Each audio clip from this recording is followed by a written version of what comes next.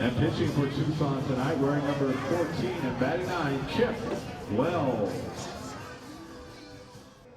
In baseball lingo, there's not a more fitting term to describe Kip Wells than as a journeyman pitcher. Between 1999 and 2009, Wells racked up 67 wins for 8 different Major League Baseball teams. But after being dropped from the majors after the 2009 season, it's been the road back that's been Wells' biggest journey yet. I played winter ball most recently in Mexico to try to just get some exposure back.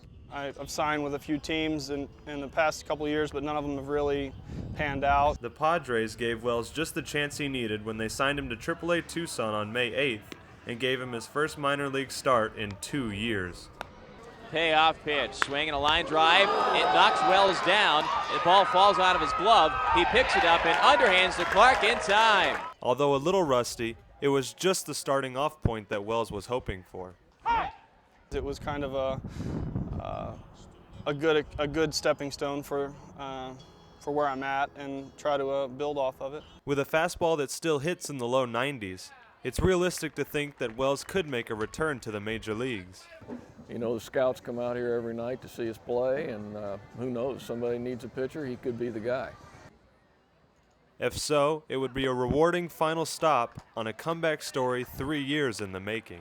It's funny at times, the journey is kind of not what you expected, but I feel like I'm here and it's a good opportunity, and from a stuff and capability standpoint, I still feel like I'm good enough to compete. For the Tucson Padres, I'm Justin Beatty reporting. Clark swings, hits a ball a mile in the air. Is this one deep enough to get out? Romack back and right, and this one's gone. Matt Clark gives the Padres the lead. If there's one aspect of Tucson Padres first baseman Matt Clark's game that has become his most well-known, it's hitting home runs. Well, he's an outstanding left-handed power hitter. It's a skill he's developed since his Little League days. Growing up, trying to be that power guy and just drive in runs and get the guys in when you need to. Clark has hit 80 home runs in his first 4 minor league seasons leading up to this year, and he has yet to show any signs of slowing down. A look at the home run leaders in the Pacific Coast League shows Clark in the top 12 in home run totals, an impressive mark considering he struggled for the entire first month, only hitting 1 home run in April. He's just got this thing about, starting out a season, and it kind of gets in his dome, and he's a slow starter but a real strong finisher. So far, Clark is proving his coach right. After hitting only 1 home run through the team's first 23 games, Clark has hit 9 home runs in the next 30, giving him the second highest home run total in the month of May. It's this momentum that he hopes to carry through the rest of the season. Just stick with what I'm doing now. Don't try and change anything and just see how the year pans out. I'm in a good spot right now. For the Tucson Padres, I'm Justin Beatty.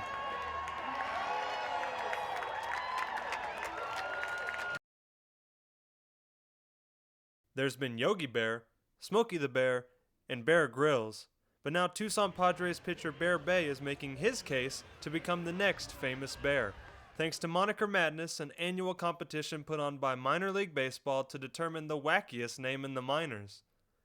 Bear, whose real name is Ronald, received the nickname from his grandfather shortly after he was born. My grandpa actually had a nickname for my sister, and my dad said, well, you can't give her a nickname and not him a nickname. And my grandfather, being the kind of kooky guy he is, gave me the nickname Bear, and my dad liked it, and that's what I was called my whole life. Now, he will compete in the bracket-style challenge to see how unique his name really is. He is currently a 3 seed and is set to face Adonai Hekavaria of the Las Vegas 51s. If anyone should know what he's up against, it's teammate Beamer Weems.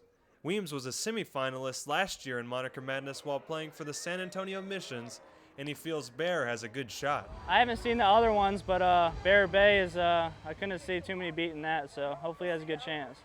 When asked about Bear Bay's similarities to the animal predators that share his name, however, Weems was slightly less optimistic.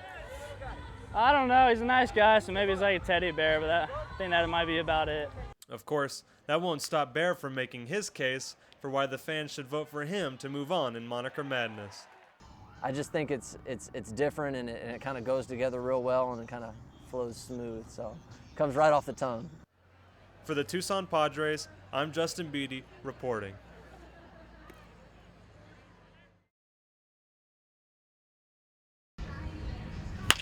Having been in full swing since March, the Tucson Padres have finally entered the most grueling part of their season. Since the All-Star break, the team has started a stretch in which they will play 54 games in 54 days. Manager Terry Kennedy knows the strain playing so many games can have on his players. We actually have more games right now than the big leagues do, so it's something that they have to know what's coming. As manager, it's up to Kennedy to decide how best to rest and manage his squad to keep them from tiring out. Something as simple as reducing the amount of batting practice goes a long way. Well, we don't take as much BP as we used to, especially in this weather. On the road, we'll pick and choose. If it's a day game, we probably won't do it, just do it in the cage. For Tucson Padres players, however, playing without off days is something you just become used to. You're going to play tired no matter what, so you just got to get through it. What's harder to get used to, however, is the travel, and the Tucson Padres will be doing a lot of it. During the 54-game stretch, the team will travel close to 8,800 miles. You get those early wake-up calls, the bus rides, plane flights. You got to first one out in the morning, 6 a.m. most of the time, so you just got to be able to get your rest when you can and just keep pushing through it. For the Padres, a lot of their success in the second half of the season will depend on how well Kennedy can manage the fatigue and the playing time. We've got to watch the workload, and I've got to balance between doing the necessary things and giving them the rest that they need to finish strong. For the Tucson Padres, I'm Justin Beatty reporting.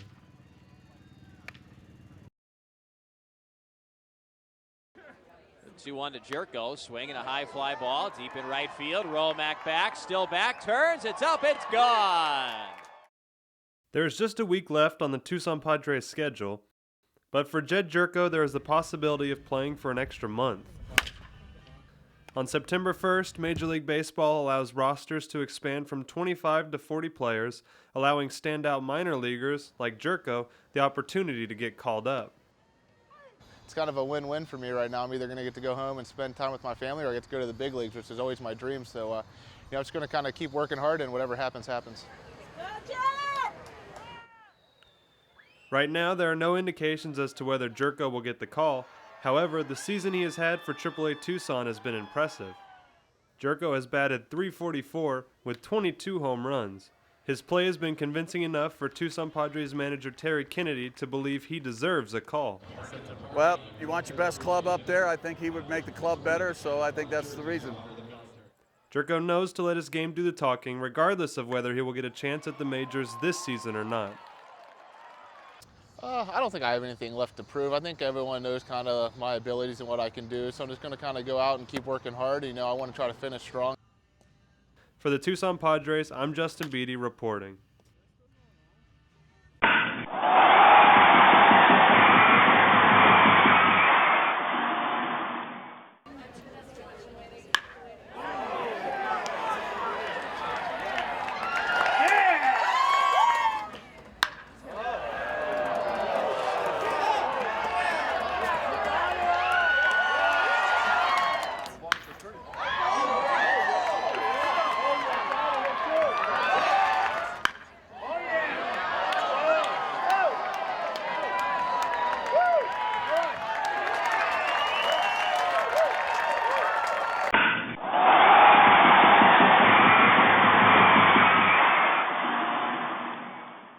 And the pitch home.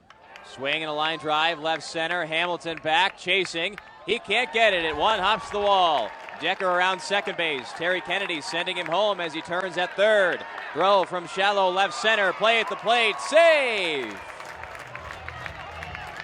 Daniel Robertson with an RBI double. 3-2. 2 outs.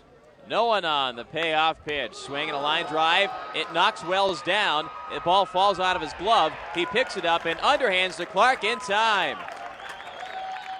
The next 3-2. Swing and a fly ball deep in right. Romack back, still back, reaches up. It's over his head. It bounces off the wall. Robertson scores. Carroll scores. They wave around Weems. Forsythe on his way to third. He stands up safely. A bases loaded triple by Logan Forsythe.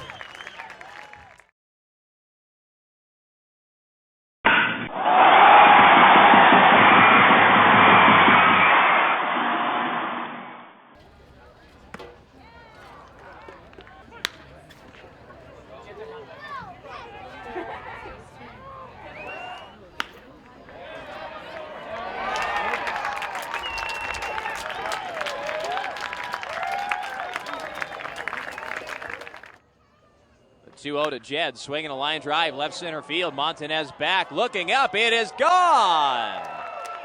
Jed Jerko has hit a 3-run homer. It breaks it open. 8-2 Padres.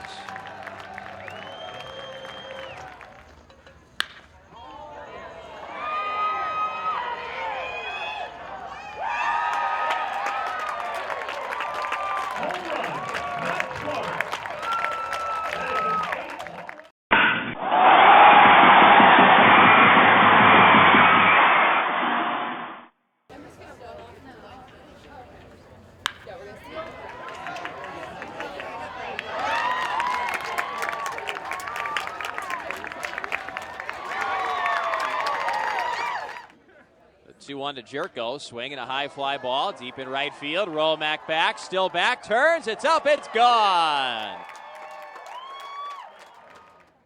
Clark swings, hits a ball a mile in the air. Is this one deep enough to get out? Romack back and right, and this one's gone. The Padres have gone back to back.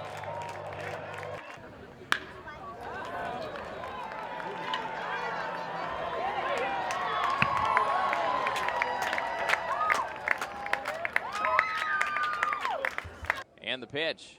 Squeezes on, bunt down by Robertson, breaking from third. Zasueta, he scores. A suicide squeeze, works to perfection. And the Padres take a 4-2 lead.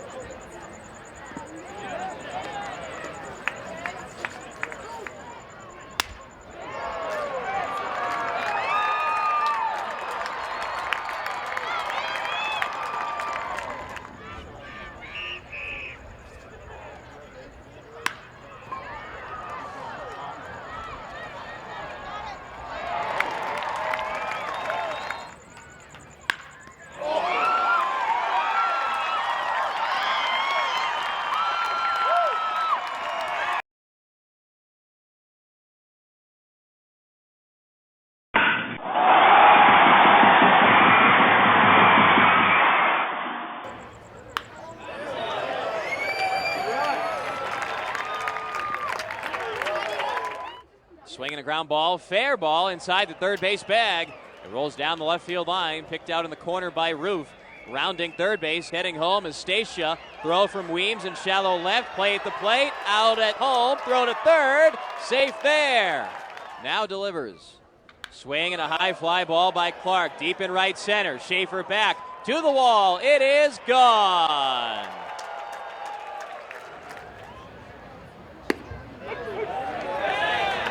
Dabney's upset, waving one hand inches away from the face of Angel Campos. He's now following him around outside home plate. Campos trying to walk away. And now the pitching coach, Dabney, is dragging his feet right next to home plate, covering home plate in dirt. Says something, points at Campos, and now walks away.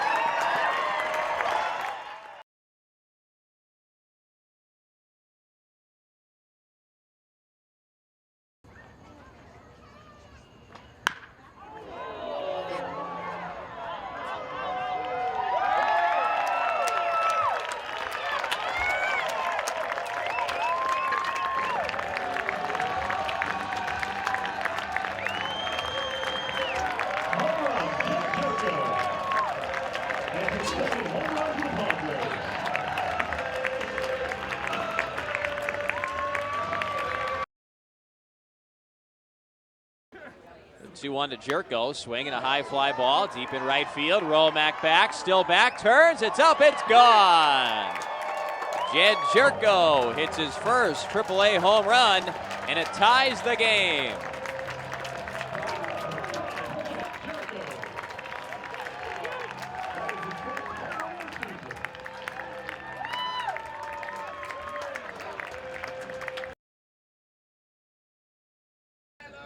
Next 3-2, swing and a fly ball deep in right. Romack back, still back, reaches up, it's over his head. It bounces off the wall. Robertson scores.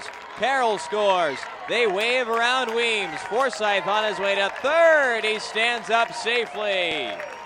A bases loaded triple by Logan Forsythe.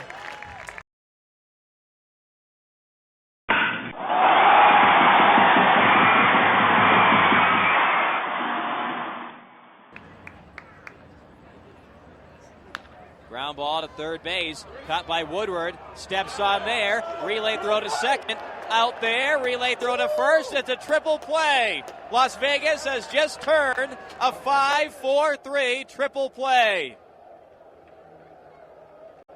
Woodward stepped on the bag, got the out, threw to second base. Diaz stepped on the bag there, and he threw to Gomes. And Gomes caught the ball well ahead of Robertson. Robertson is a fast runner, but the ball was hit to the perfect spot in the perfect situation. Unbelievable. Las Vegas has turned a triple play.